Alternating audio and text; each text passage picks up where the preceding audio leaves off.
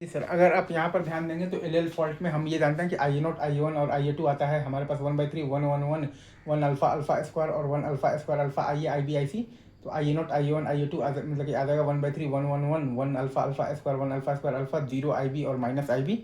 क्योंकि I B बराबर minus आई सी है और आई ए बराबर 0 है, और वी बी माइनस वी सी बराबर I F into Z F है और आई एफ बराबर आई बी है। तो ये डिटर्मिनेंट को सॉल्व करेंगे तो आई ए नॉट बराबर 0 मतलब कि आ जाएगा, और आई ए वन बराबर आ जाएगा मतलब कि आ जाएगा 1/3 times alpha minus alpha square into I B, और आई ए टू बराबर आ जाएगा आपके पास 1/3 times alpha square minus alpha into I B. ठीक है,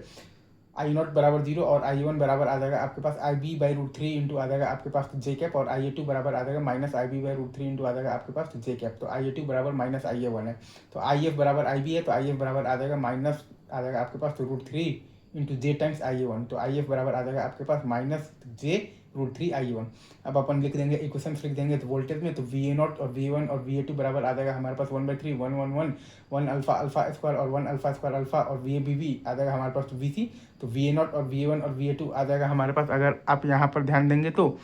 1/3 into 1 1 1 1 alpha alpha square 1 alpha मतलब कि स्क्वायर अल्फा, और वी ए वी बी और वी बी माइनस आ जाएगा हमारे पास, तो बेसिकली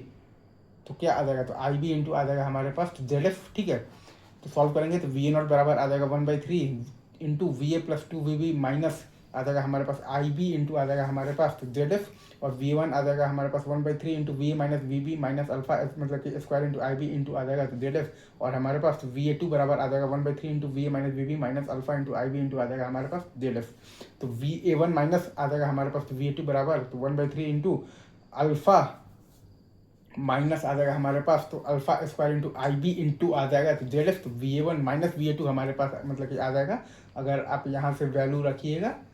तो आ जाएगा हमारे पास बेसिकली तो क्या आ जाएगा, तो आई ए मतलब कि ए वन इंटू आ जाएगा तो जेड एफ। तो वी ए वन माइनस आ जाएगा हमारे पास तो वी ए टू बराबर आई मतलब कि ए वन इंटू जेड एफ। ठीक है, अब आप देख लीजिए आई ए वन आपके पास तो पर यूनिट है 1 angle 0 degree by mod of the Z one plus Z two plus है आपके पास तो जेड एफ है आपके पास तो पर यूनिट में। तो एस आपके पास तो पर यूनिट होता है I A one per unit, तो एस आपके पास तो पर यूनिट आ जाएगा 1 angle 0 degree by mod of the Z one plus Z two plus Z F आ जाएगा आपके पास तो पर यूनिट, क्योंकि आई ए वन आपके पास तो पर यूनिट है 1 angle 0 degree by mod of मतलब mod of the Z one plus Z two plus Z F है आपके पास तो पर यूनिट, क्योंकि आई ए वन होता है आपके पास E A by mod of the Z one plus Z two plus Z F, और एस सी एम वी होता है आपके पास I A one per unit into S base, तो एस सी एम वी है आपके पास S base by mod of the Z one plus Z two plus Z F है आपके पास पर यूनिट, और आई एफ बराबर आई बी बराबर minus J root 3 I A one. तो आपके पास बेसिकली आई एफ बराबर है minus J root 3 I A one. ठीक है, आपके पास यहाँ पर बेसिकली आई एफ बराबर है minus J root 3 I A one, या तो दैट्स इट।